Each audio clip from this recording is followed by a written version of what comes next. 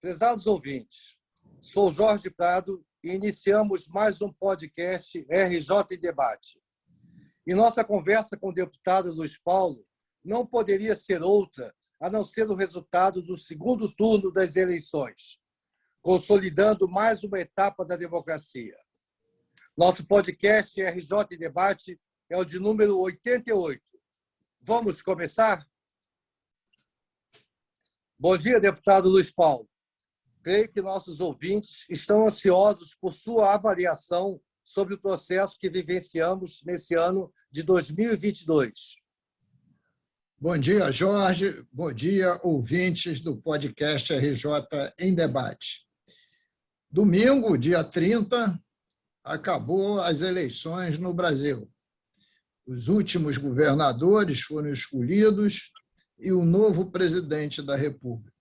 Então, é chegada a hora da gente conversar um pouco o que foram esses dois turnos das eleições e que rumos o nosso país pode tomar.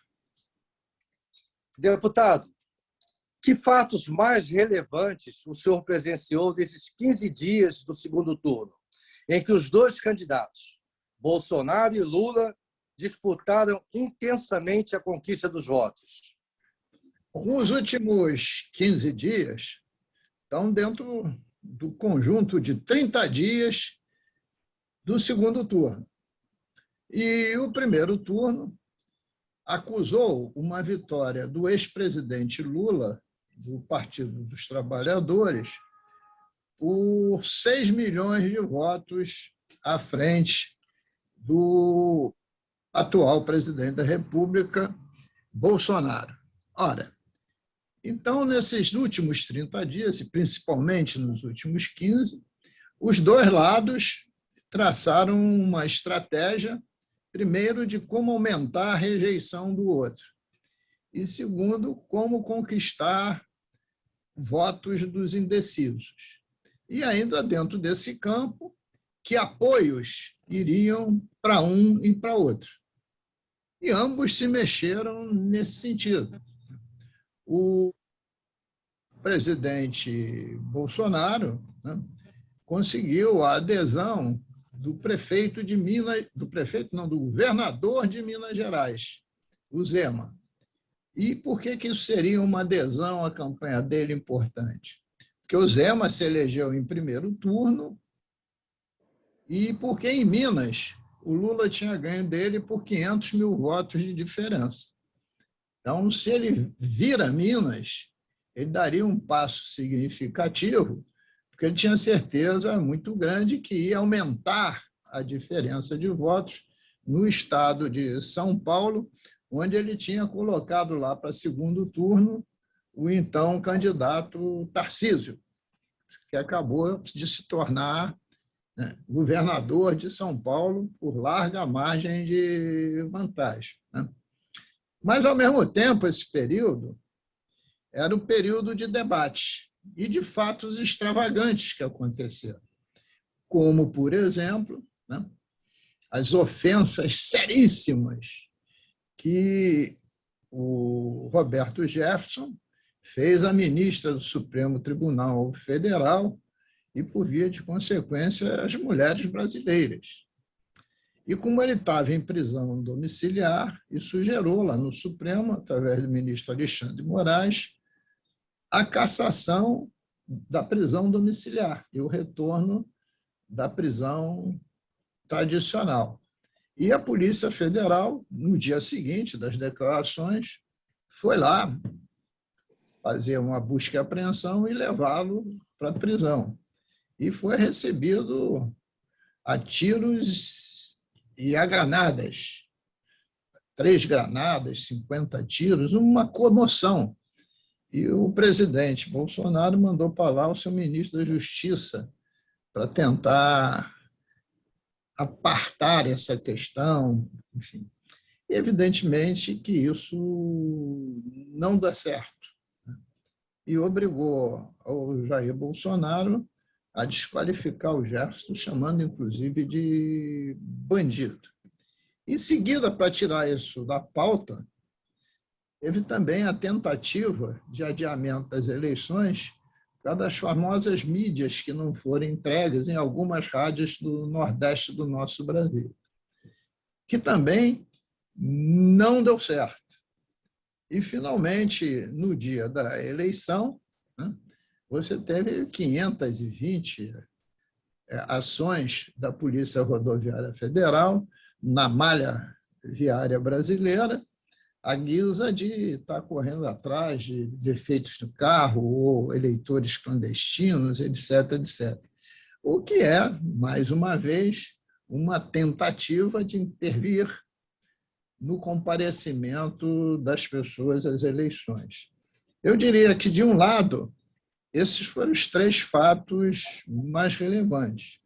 E, finalmente, teve o debate da Globo, às vésperas das eleições, que também gerou muita discussão, porque foi um debate bastante livre, e houve acusações mútuas sucessivas. Mas eu considerava, antes da eleição, que seria muito difícil, num segundo turno, alterar totalmente uma decisão de escolha de um presidente de primeiro turno. Mas veja que a apuração mostrou que a eleição de domingo, 30, foi muito dura, porque o Lula venceu por apenas 2 milhões de votos de diferença, o que representa a redução de 2/3 em relação ao primeiro turno, que foram 6 milhões de votos. Então, sobre a disputa em si, acentua-se essa questão e a profunda radicalização, os ódios que envolveram essa disputa.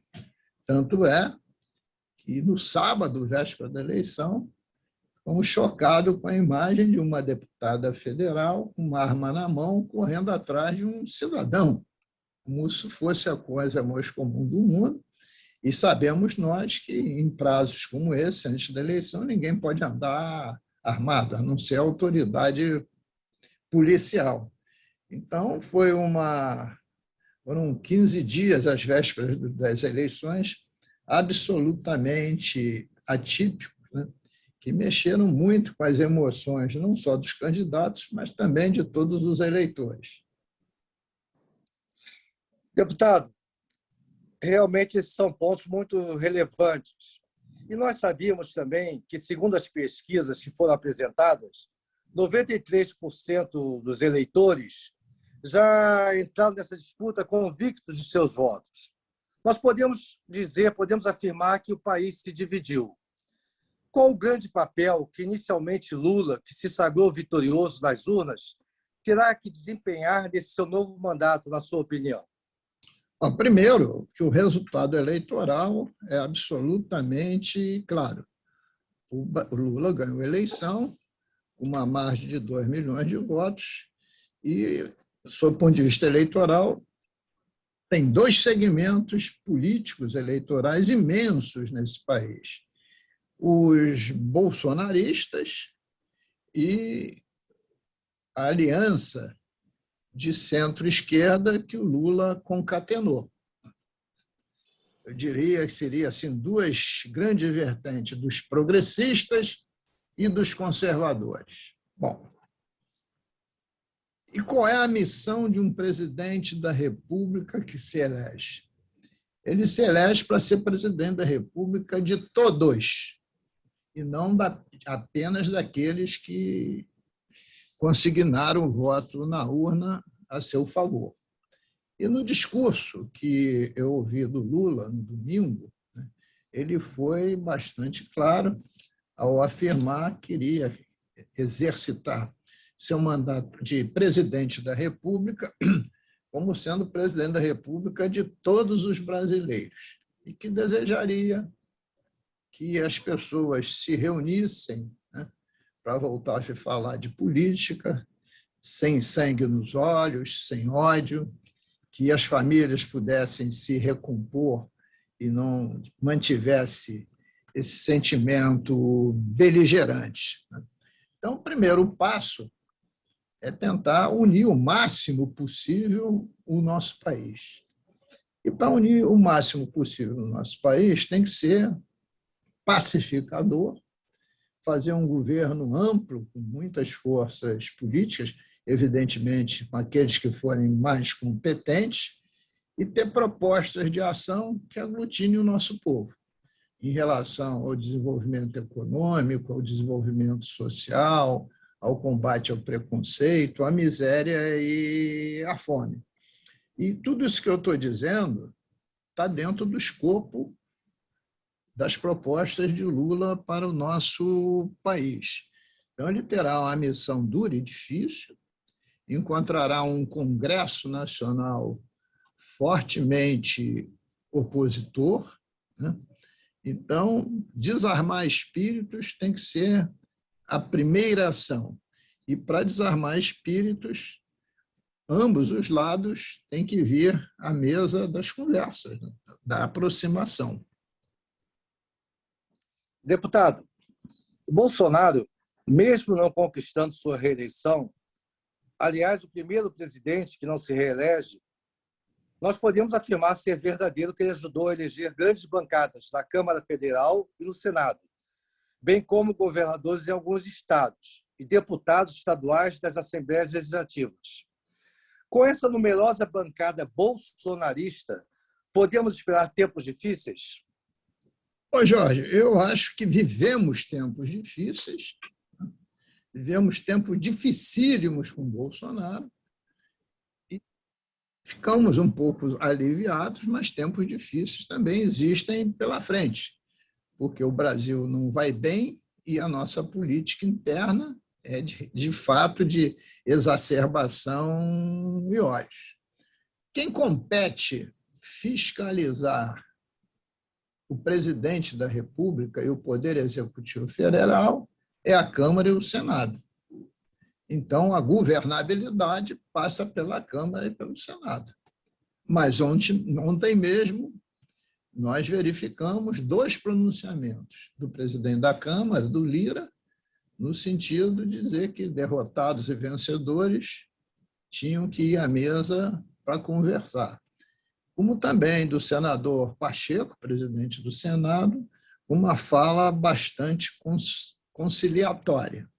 Então, em relação à Câmara e ao Senado, é verdade, ele pode ter uma oposição sólida. Mas a oposição, Jorge, muitas vezes é positiva. Eu prefiro um governo que tenha oposição daqueles que têm uma situação maciça, porque quem tem oposição ouve mais, negocia politicamente mais. E quem tem uma maioria muito sólida, passa o trator em cima. Então, eu prefiro que tenha, de fato, oposição. Quanto a número de governadores, em geral, querem boa relação com o presidente da República. Chamem X, Y ou Z. Então, não há temor sobre isso. Vide recentemente a declaração do governador eleito do estado de São Paulo, né, que foi eleito com apoio integral do Bolsonaro, o Tarcísio, no sentido de dizer que quer uma boa relação com o governo federal. Quanto às assembleias legislativas, elas têm que fiscalizar o poder executivo estadual, não o presidente da República. Então, só cabe às assembleias legislativas ter palanque para discursar, para emitir juízo de valor favorável ou contrário às ações do governo. É assim que eu entendo, mas os tempos difíceis é realmente que o país está num momento duro, tem essa história de orçamento secreto, então tem muitas medidas duras a ser tomadas e tem que ter, volto a dizer, um governo amplo, participativo, com foco na sociedade, no desenvolvimento econômico e social, na prosperidade e, evidentemente, lutando contra todas as formas de preconceito. Deputado, mais uma perguntinha para encerrar. O senhor, na sua visão, nessa experiência que o senhor acumulou nesses 5 mandatos, e já caminhando para o 6º mandato, pois as urnas o consagrou, o senhor poderia citar alguns pontos que terão que ser enfrentados de imediato pelo novo governo que se instala a partir de janeiro de 23? Ô, Jorge, a primeira questão que envolve a federação, isto é, a União, estados e municípios, é que o presidente Lula terá que propor um novo pacto federativo. É insuportável a forma como a União desrespeita o pacto federativo e age com mão de ferro no controle das verbas públicas em relação a estados e municípios. Veja aqui, no estado do Rio de Janeiro, na recente CPI da dívida do Estado com a União, que vale para as outras 26 unidades federativas. Como você pode imaginar que alguma dívida pode ser paga se o saldo da dívida é corrigido monetariamente pelo IGPDI mais 6% de juros ao ano? Isto de 97 a 2013. Depois de muita grita das unidades federativas, se mudou esse critério para ser IPCA mais 4% de juros. Isto, por si só, é um rompimento do Pacto Federativo, porque você pode estipular a cobrança de juros para os estados. Veja também, você teve uma lei complementar federal, mensagem do Bolsonaro, aprovada em julho, no sentido de que, em julho, não em junho, no sentido de que a alíquota máxima para bens essenciais não fosse superior a 18%. E a mesma lei complementar definiu os bens essenciais, como energia, telecomunicações, combustível e transporte público. Olha, com isso, o Estado do Rio de Janeiro perde esse ano mais de 2,5 bilhões, e no ano que vem vai perder 5 bilhões de reais. E assim as outras 26 unidades federativas. Isso é pacto federativo? Quem legisla sobre ICMS são os estados. Então, diante disso, tem uma outra questão, e você está pedindo alguns pontos, fundamental. Dentro da discussão, da rediscussão do Pacto Federativo, nós temos que ter uma reforma tributária.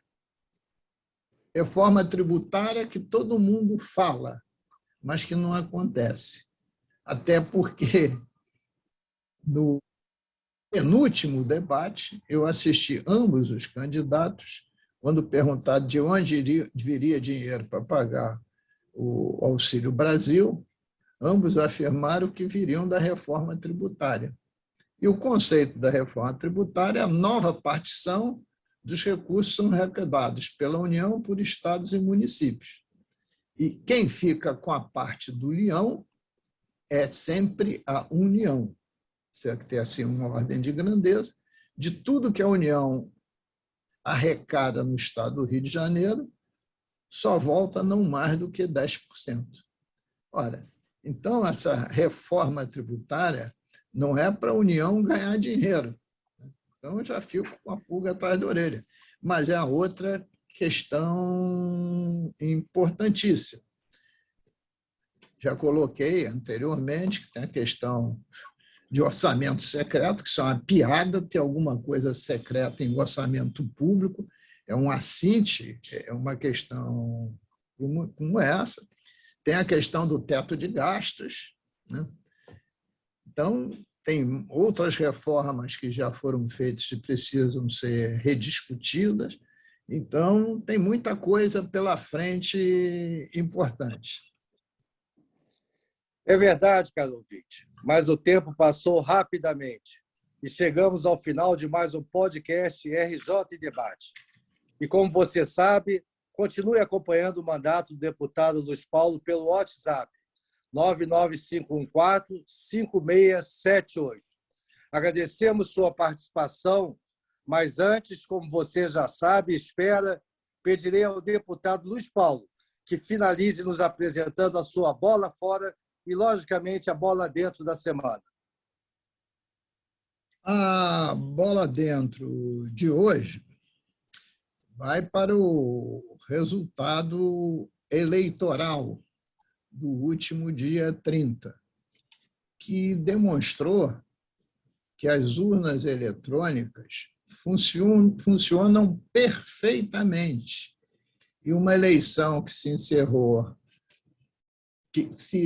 às 17 horas, antes das 21 horas, o resultado estava definido, anunciado, num país com a dimensão do nosso Brasil, com mais de 160 milhões de eleitores. Então, esse é o primeiro aspecto da bola dentro. O segundo aspecto da bola dentro é parabenizar o povo brasileiro, porque foi às urnas, de uma forma muito intensa, era esperada que a abstenção aumentasse em relação a 2018 e a abstenção diminuiu em relação a 2018. E o resultado da eleição, que deu mais de 2 milhões de votos para o Lula à frente do Bolsonaro, representa claramente que o povo brasileiro votou a favor da democracia e para que a gente tenha um processo civilizatório positivo, justo, correto, acreditando na ciência, acreditando no ser humano, na luta com preconceito. Então, a bola dentro foi para o voto do eleitor, ele que decide na democracia e decidiu a favor do Lula. A bola fora de hoje vai para os protestos realizados pelos caminhoneiros, que começou a ocorrer na madrugada de sábado para domingo, com bloqueios de rodovias, logo após que foi anunciada a vitória do novo presidente da República, Luiz Inácio Lula da Silva. No Rio, a Polícia Rodoviária Federal informou que as ocorrências começaram por volta dos 30 minutos da segunda-feira e ainda permaneciam quando estávamos gravando esse podcast. Trata-se de protesto contra o resultado das eleições. E em alguns locais, esses caminhoneiros, com outros, até pediam a intervenção militar. Isso é um desrespeito profundo ao processo democrático brasileiro. É preciso que se entenda que, definitivamente, o povo fez a sua escolha. E, quando o povo faz a escolha, cumpra essa escolha e o desejo da vontade popular. Atos como esses nada contribuem para a volta da tão necessária harmonia, paz e esperança que parecia perdida.